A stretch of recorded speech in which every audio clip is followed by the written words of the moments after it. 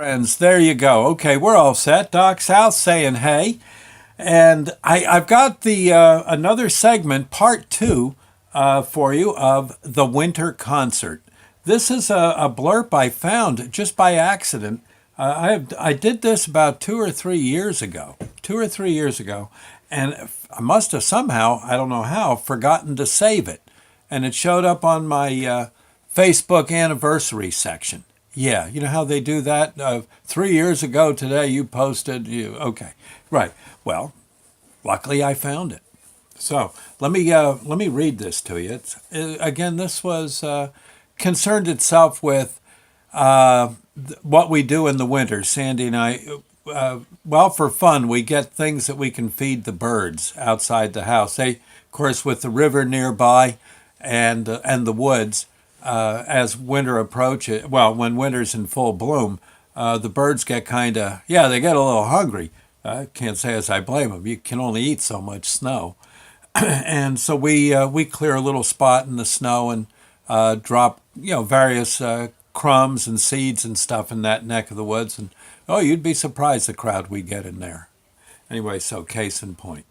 Evidently, in this, we had Sandy had just discovered that I had maybe way too much stuff on the top of the refrigerator, my where I store my snacks.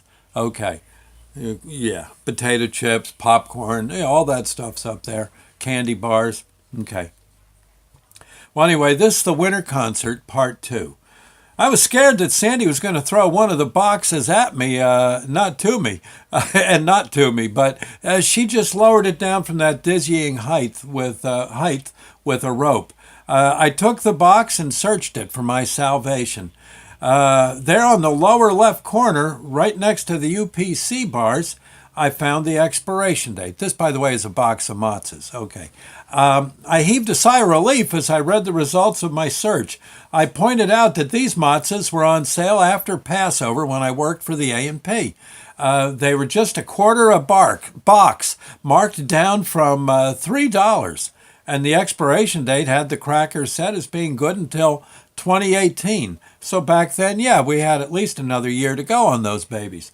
They must have been vacuum sealed and encased in triple thick plastic. Back then, it seemed like a very good deal and a wise investment for our culinary future. For a mere $2, we cornered the matzah market with a 3-foot high stack of 8 cartons. I guessed after eating 2 boxes worth, I forgot they were there. Sandy calmed down pretty quick, but she also made it plain enough that the darn things had to go.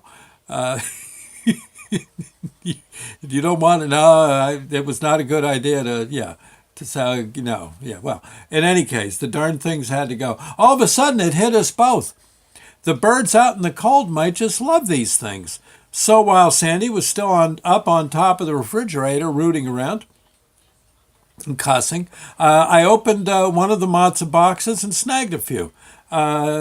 Just to be sure, I took a bite out of one. It seemed okay to me. I was ready to open the refrigerator door to get out some butter and enjoy my late morning snack.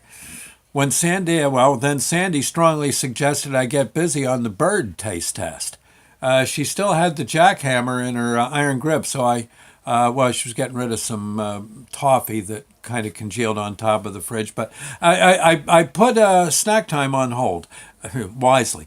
I headed for the back door and went out on the deck. Matzahs right out of the package are roughly the size of a linoleum floor tile. Yeah, I mean, okay.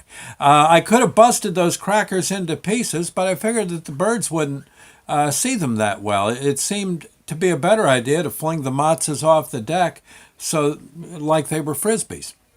Those things can really fly. Eventually, though, they slant over in mid-flight and rush towards the ground. On hard soil, they'd break apart, but in the deep snow, they just landed with no harm done, standing like little edible welcome signs. I threw out about 3 of them off, 3 matzahs off the deck. I then went inside and just figured to leave things alone and let the birds get used to our yard's latest feature. Now and then, Sandy would climb down from the refrigerator, and I'd stop typing, and together we'd tiptoe to the bedroom window and to quietly sneak a peek outside, up until to sneak a peek outside. Up till then, not much was going on. A gang of hooligan squirrels had already tipped two of the matzo billboards over and had chomped a few bites off a corner or two. I guess they didn't care for crackers. Squirrels can be kind of fussy, I guess. One little chickadee, though, hopped over and pecked around a bit, but couldn't seem to snap off a big enough piece to eat.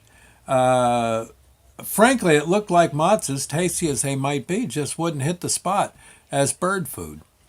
Even the river rats were running up, were turning up their noses. Sandy and I stood in the window scratching our heads as we noticed literally hundreds of birds up in the surrounding trees waiting for the two of us to figure out a plan that would work. There you go. And we have part 3 waiting for you, perhaps tomorrow, friends, okay? Thank you. God bless. Have a good day.